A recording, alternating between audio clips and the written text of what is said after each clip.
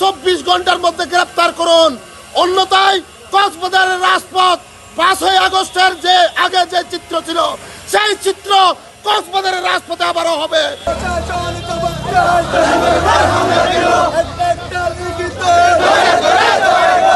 জসিমের উপর পরিকল্পিত হামলা, জসিমকে হত্যা করার পরিকল্পিত হামলার প্রতিবাদে আজকে সদর উপজেলা যুবদলের উদ্যোগে আজকে যে বিক্ষোভ মিছিল হয়েছে, আমি সকলের দীর্ঘায়ু সুস্বাস্থ্য কামনা করছি।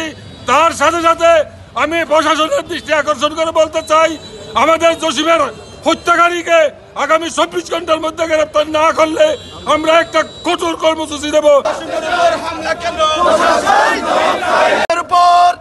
যে হামলা করেছে এই হামলার প্রতিবাদে আজকের মিছিল উত্তর সমাবেশে এই পর্যায়ে বক্তব্য রাখার জন্য উদাত্ত আহ্বান জানাচ্ছি। আপনারা নিশ্চয় জানেন, পতিত স্বৈরাচার খুনি হাসিনার লালিত গুন্ডা বারোয়াহালির বহিষ্কৃত চেয়ারম্যানের নেতৃত্বে তার ভাইয়ে সন্ত্রাসী শওকত আলী আমাদের প্রিয় ভাই জসিমউদ্দিনের উপর গতকালকে হামলা করেছে।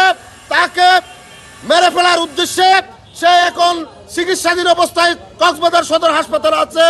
আমরা প্রশাসনকে উদ্দেশ্য করে বলতে চাই, এই হামলাকারীদেরকে আপনারা 24 ঘন্টার মধ্যে গ্রেফতার করুন, অন্যথায় কক্সবাজারের রাজপথ 5 আগস্টের যে আগে যে চিত্র ছিল সেই চিত্র কক্সবাজারের রাজপথে আবারও হবে।